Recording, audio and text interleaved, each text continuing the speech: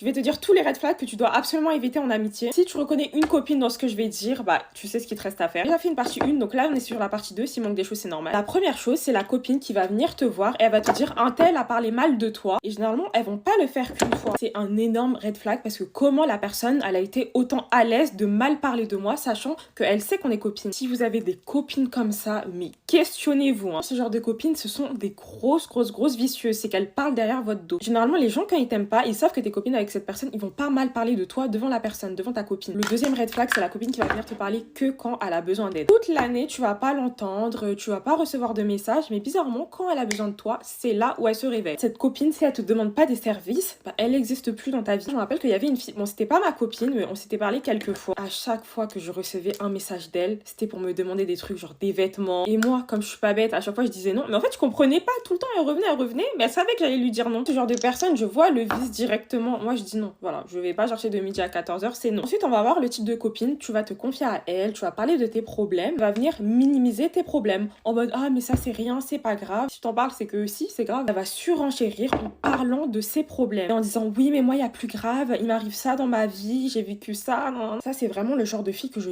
déteste parce qu'elles sont vraiment centrées que sur elles-mêmes. C'est au revoir. Hein. Tu te confies, la personne, elle s'en fout, elle veut que parler d'elle. Non. Ensuite, j'en avais déjà parlé dans la partie 1, mais on a les grosses vicieuses. Voilà, les grosses vicieuses, les grosses jalouses. C'est des filles, en fait, qui sont jamais contentes pour toi. Voilà, c'est des grosses vicieuses. Moi, je pense que c'est juste des filles qui sont pas bien dans leur peau. Elles savent que toi, ce que tu fais, elles peuvent pas le faire. Ensuite, on va avoir la copine mytho. Voilà, qui va mentir pour A, B, C, D, pour tout. C'est une grosse mytho. Je vous jure, j'ai déjà eu une copine comme ça, mais c'est une dinguerie. En fait, elle mentait comme elle respirait. Et la dernière chose, ça va être les copines qui vont t'humilier devant les gens. Voilà, elles trouvent ça drôle. Pour venir se moquer de toi, que ce soit sur tes complexes, sur ton physique, sur je ne sais quoi. Je vous dis des trucs comme ça, laissez pas passer, mais même pas une seule fois. Ces filles-là, c'est des grosses vicieuses, elles savent très bien ce qu'elles font. Du coup, voilà, c'est tout pour moi. Là, vraiment, je vous dis les red flags en amitié à ne plus accepter. Donc voilà, bisous.